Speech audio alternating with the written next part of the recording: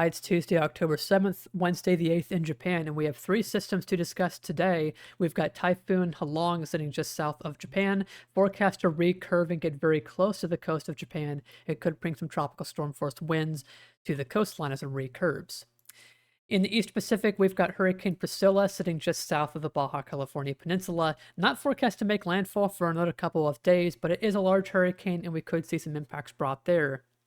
We'll talk about this storm briefly once we get through Halong.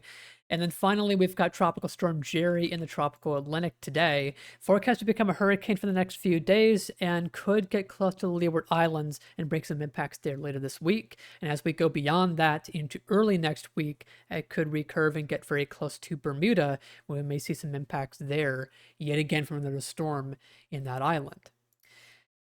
But we're going to start off in the Western Pacific with Halong, which is just sitting south of Japan this morning. And we're waiting for the sun rise over the system, as this is probably going to be a very picturesque view of a very strong typhoon. And we've seen a very remarkable phase of rapid intensification over the past day. Really, over the past 2 days, Halong has been struggling to wrap thunderstorms fully around its center. But yesterday morning, we saw a very healthy wrapping of thunderstorms around the eye, and that has persisted into today, into where we now have a very mature typhoon, which is likely very near the super typhoon threshold.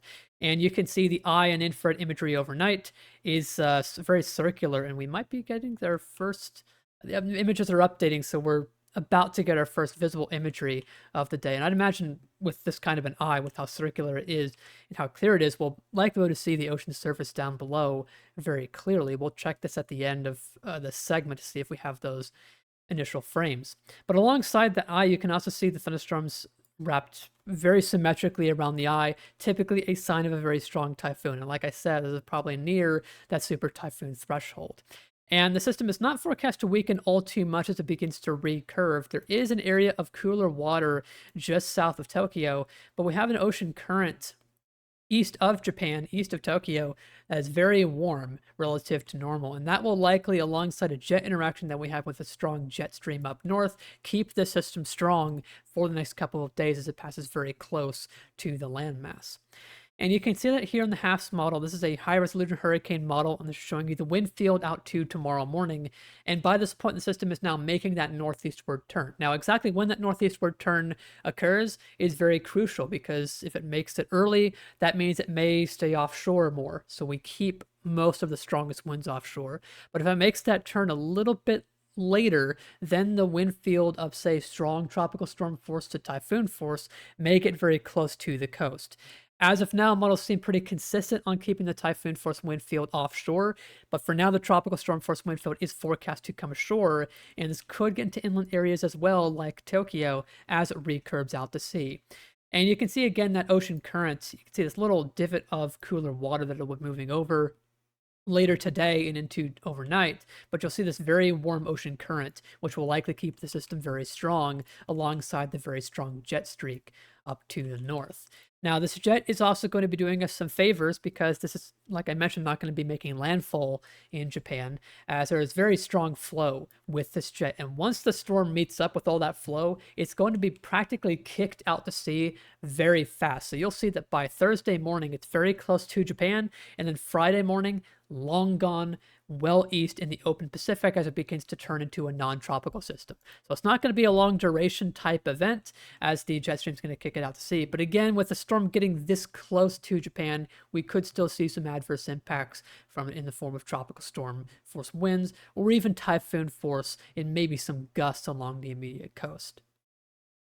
And that's really the forecast from the Joint Typhoon Warning Center. You can see remaining a very powerful storm for the next day or so, and then beginning to weaken as it pushes into colder waters, but also gets sheared from the very strong jet stream that we have here. But you can also see the acceleration that we're expecting as we go into the latter half of this week, getting very close to Japan and then racing eastwards, getting kicked out to sea. So not a long duration event here that we're dealing with.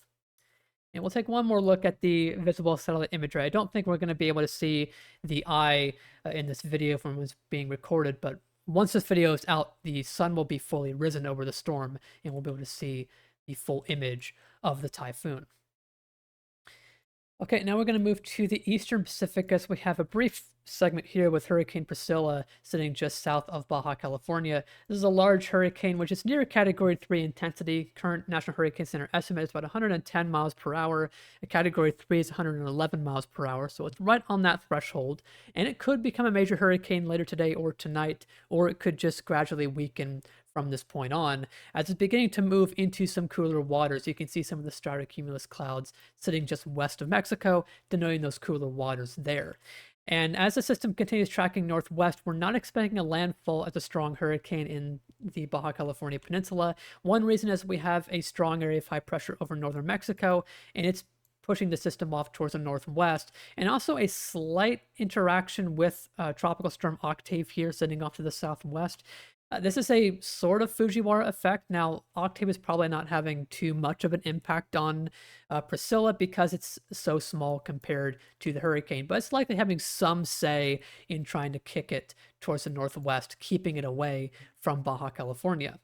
And the system will be weakening once it moves over cooler waters. But once this ridge, once it gets onto the western edge of this ridge, it's going to begin to turn north and northeast. And by that point, we'll likely see a landfall in Baja California. But as a tropical cyclone, that's up to questions because it will be moving over some pretty cold water through that process. You can see the rapid weakening that takes place from a near major hurricane now to barely a tropical storm by Friday morning when it may be coming ashore.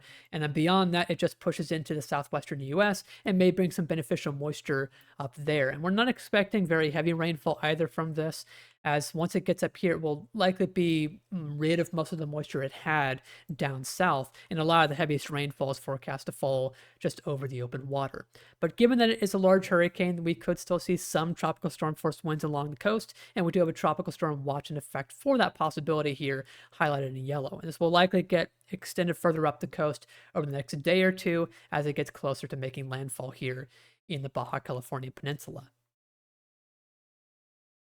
That's all for the Eastern Pacific and Pacific as a whole for this video. We're now going to stick to the Atlantic for the rest of it, as we have Tropical Storm Jerry now in the Central Tropical Atlantic. This was a tropical wave that came off of Africa several days ago and is now formed pretty quickly in the Central Tropical Atlantic. And so far, Jerry seems to be doing pretty well for itself. It's tried today to start building an inner core structure. This is a microwave pass from earlier this morning, and it's a very low resolution microwave pass, but you can sort of get the sense of a thunderstorm band wrapping in kind of like this, trying to wrap into an eye wall structure. And this will likely persist throughout the next day, and this will likely lead to the system intensifying into a hurricane by Wednesday or Thursday as it continues tracking generally towards the west-northwest. Now, there may be some limiting factors in terms of some shear and dry air that Jerry has to contend with, which may keep it from rapidly intensifying as it approaches the Caribbean islands. If we look at the water vapor imagery, the shear is not all too evident on this map, and I'll show you that in just a moment. But what you can see is in advance of the storm, we do have this drier pocket of air with these darker gray tones, and it's possible that this does get wrapped into the system center and disrupt the system's developments over the next couple of days. But alongside that, if we look aloft, we can see that we have a fairly good looking upper level pattern with an upper level high pressure system that is, as we can see in water vapor, still on top of the system today. But this is not fully low shear because we do have some stronger trade winds at the surface, because we have a strong area of high pressure north of Jerry, which is the primary steering factor for the next few days for this storm. And this is enhancing the trade winds in this part of the tropical Atlantic, so you end up with a little bit of speed shear.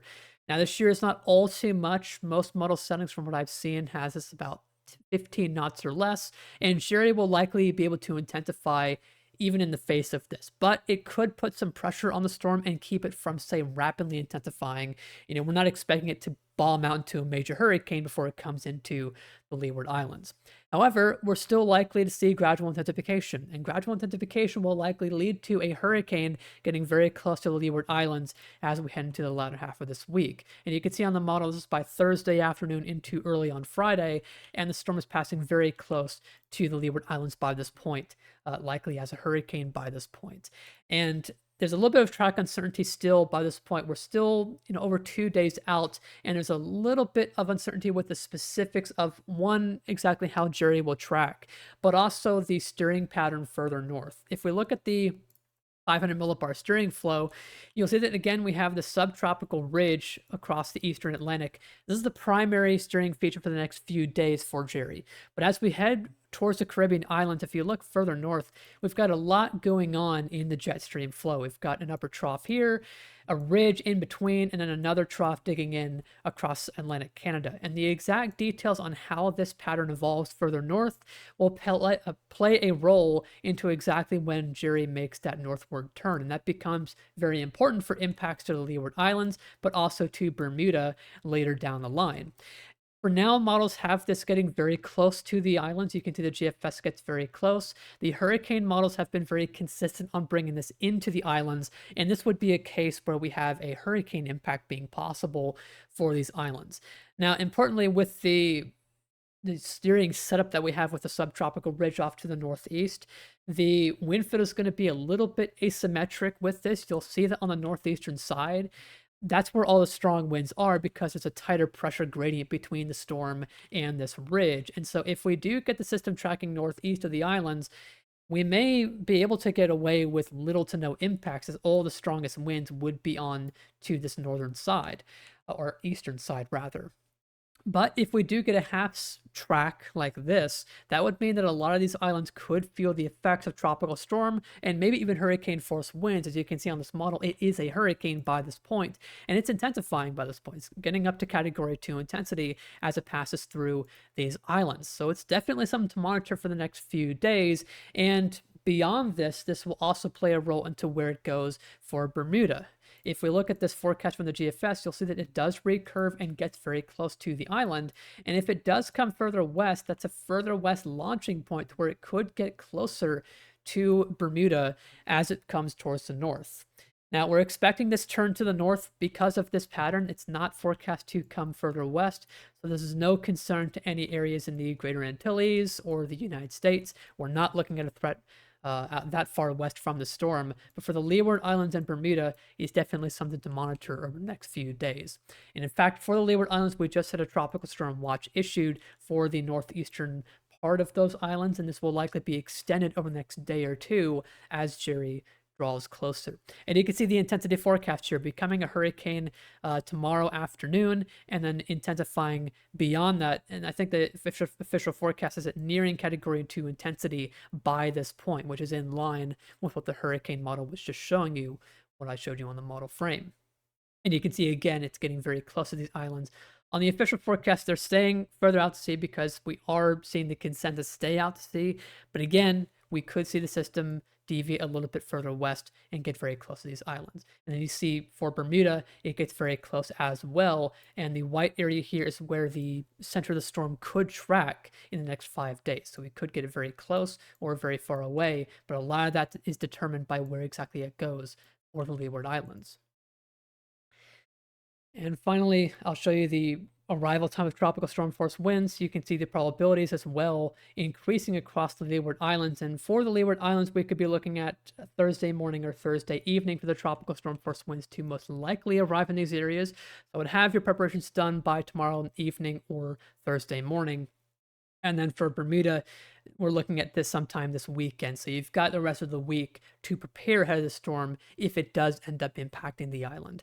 And that's not going to be the only thing we're dealing with in the islands. Alongside the wind, we could also be looking at some rainfall, and especially with some of the higher terrain in some of these islands, that could lead to some flooding issues very quickly. You can see a broad 2 to 4 inch rain swath across this area, 50 to 100 millimeters, and this could increase. You see, this is where the maximum is, where the system's center is forecast to track, but if this does deviate southwest, that could put the center directly over these islands, and that would lead to much heavier rainfall and could increase areas like Puerto Rico for heavier rainfall across those areas. That's all that I've got for today on all 3 of these systems. Stay safe in all the areas that are going to be impacted by all these storms for the next several days, and I'll have more videos on specifically Jerry over the next few days as it continues tracking west-northwest. That's all for now. Thanks for watching.